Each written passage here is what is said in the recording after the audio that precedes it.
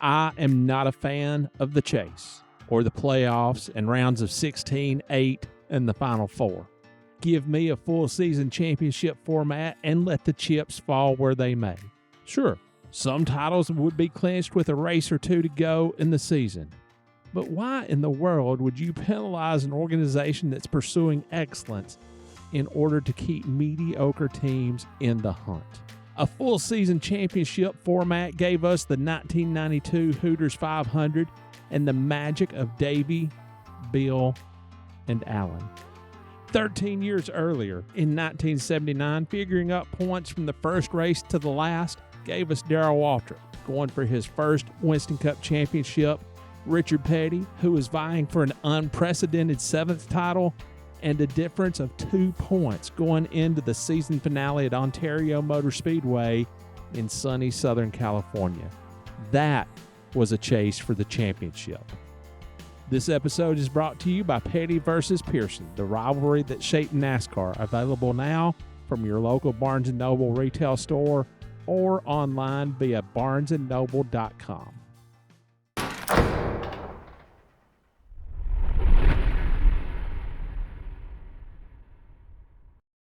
Darrell Waltrip scored his 6th win of the 1979 Winston Cup season, August 5th at Talladega, and that increased his lead in the championship standings to 229 points over second place Richard Petty. 79 was our year. And to Bill Gardner's credit, he gave us everything we needed to win that championship. Richard won at Michigan 2 weeks later, while an early blown engine cost DW 71 points off of his lead in the Winston Cup standings. Despite the massive chunk of points that went missing at Michigan, it was the September 3rd Southern 500 that Waltrip remembered the most about his title run that season. DW dominated most of the event, leading 6 times for a total of 165 laps until there seemed to be a disconnect between his brain and his right foot, the one pressing down so hard on the accelerator. I ended up beating myself. And Darlington really was the worst race. The Southern 500, Pearson was driving, I think, Earnhardt's car or Donnie's car or somebody. And I lapped him. With 50 laps to go, David Pearson, the Silver Fox, the king of Darlington, and I lapped him. He was running second, and I lapped him. And I thought, I am showing out today. I'm showing these boys how it's done. And Buddy and David F. are screaming at me on the radio, "You've got to slow down. You're going to wreck. You're going to hit. You've got to back off." And I'll never forget, I came out and I said, "You two knuckleheads, leave me alone. I know what I'm doing." And about 2 laps later, guess where I was? In the wall. Despite the spin, bonus points for leading and leading the most laps allowed DW to actually gain a couple of points on Richard, who finished 9th to Darrell's 11th, but he never led during the event. There were more body blows to come for Waltrip and his DieGuard Racing crew, led by crew chief Buddy Parrott. The biggest hit to their title hopes came September the 16th at Dover, on the heels of Richard's win and an early wreck in Turn 3 for Darrell. Waltrip's lead shrunk from 187 points to 83 that one afternoon. It got worse the following week at Martinsville. Well, what you guys accomplished that year, you go to Martinsville, Darrell's leading, but he blows an engine, smacks the wall. Buddy, you guys change an engine in 11 minutes. How is that possible? 11 minutes, 36 seconds, I think it was. Well, not to be exact or anything. Again, I mean, we didn't have 100 people. The crew that was there, they worked in the shop hard. We went to the racetrack and raced hard. We had practiced. Gary Nelson helped me a lot with that situation. Butch Stevens, he was like a big old hog underneath the car. I don't mean that, Butch, by saying that, but what I meant was he's wallowing in the dirt and the mud and the oil and stuff, and he didn't care. But Butch was under the car guy and one of the main guys on that change, because everything under there was hotter than it was on the top side. But we'd practice. We had a motor swinging on the engine hoist, but we were ready, because back then it wasn't Robert Yates' fault. It was, if we tried to pull too much gear, and if Darrell missed a shift, or if we did over-revved it or whatever, the valve springs just wouldn't live. And so when you broke a valve spring, you might as well knock yourself out of the race. It paid off that day. I think they said some guy caused a big fight in the grandstand because some guy was hollering for Darrell, and some guy told him to shut the heck up, told him how many laps down he was, and he said, "You're crazy," because he had gone and get him another beer, or when he got back, we were back on the racetrack. So, but that was quite a day.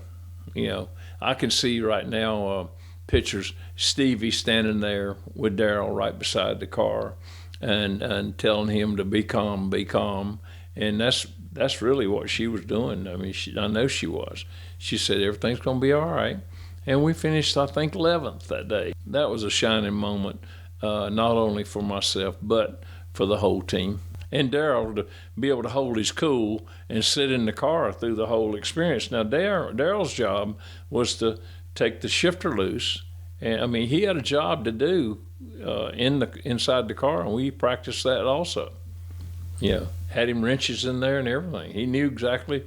Of course, Darrell was I'm not going to say a real mechanic. Darrell was pretty sharp. Yeah. He was. Yeah. He was a pretty sharp mechanic. Had to be. Martinsville chiseled another 35 points off of Waltrip's cushion in the championship standings. Charlotte was pretty much a standoff, with Darrell finishing third to Richard's fourth. Then came North Wilkesboro on October 14th, and honest-to-goodness bad blood between Waltrip and longtime foe Bobby Allison. Lap 309, the two were racing for the lead when they made contact, getting Bobby very briefly out of shape in turn 4. Allison responded by punting Waltrip into the outside retaining wall in turn 1. The blow cost Waltrip 24 laps as his crew made repairs. And when he did make it back onto the track, DW made it his mission in life to hinder Allison's pursuit of race leader Benny Parsons.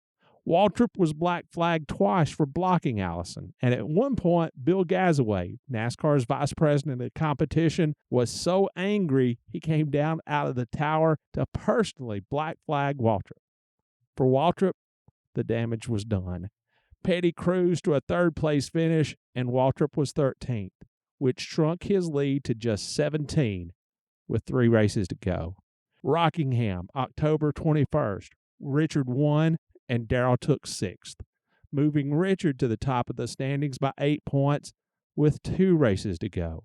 Atlanta, November 4th. Darrell finished 5th, and Richard 6th, moving Waltrip back out front by 2 points going into the season finale at Ontario. 2 points with 1 race to go. DW, you couldn't have pulled a greased needle out of his hind end going into Ontario. The same could not be said of Richard. Did you feel any kind of pressure? I've never had pressure. What pressure is? No, really, with 4 or 5 races to go, they had a couple 100-point lead on us. Yeah. And we go to Dover, and I wind up winning the race, and I think he falls out. Yeah. So we catch up a bunch of points. And we go to Atlanta, and we're back and forth the rest of the season. There were 3 or 4 races left. And so we caught up a bunch of points.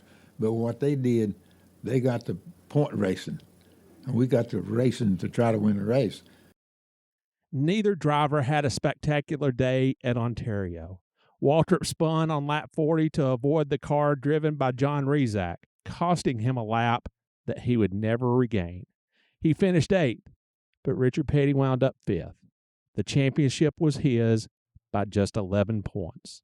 So at that time, they gave you a point or 2 for leading the race. And so we took off, and before the race started, I think I must have started up front, first or second somewhere. And Buddy Baker was up there, and I told Buddy, I said, look, run a few laps here, how about letting me lead a lap, okay? All right. So, he pulls over and lets me, I guess both of us took off and left everybody. And so I lead a lap or two, so I go into the point lead. Okay, so then I let Buddy go back, and then we raced. And then Darrell and them then tried to say, okay, we're behind in the points. They started looking at the points instead of the race, I think. And so I think they stayed out on one of the caution flags or something, and got and was able to get back in the point lead. And then when they did, they got back seventh or eighth or somewhere, and then somebody spun out, and he wound up spinning out, I think. Yeah. And then I think I run fourth or fifth in the race or something. We didn't win the race, but we still had enough points to beat him. I think we beat him by a couple of positions on the racetrack.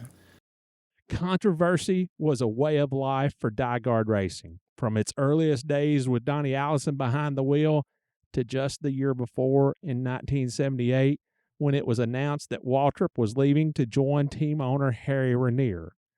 3 days after the championship loss at Ontario, crew chief Buddy Parrott was ousted. It didn't matter that Waltrip's wife Stevie and Parrott's wife Judy were best friends. Diehard seemed to need a scapegoat, and Buddy was apparently it. And this is one thing I want to tell you about people not knowing what the heck they're talking about or assuming, but everybody swore that I was scheming with Richard, that I was going to throw the race or something but I'm not going to tell you which one of those. The guy with the last name started with a G, one of them started that rumor, okay, that I was the one that threw the race. Well, you worked for Bill Gardner.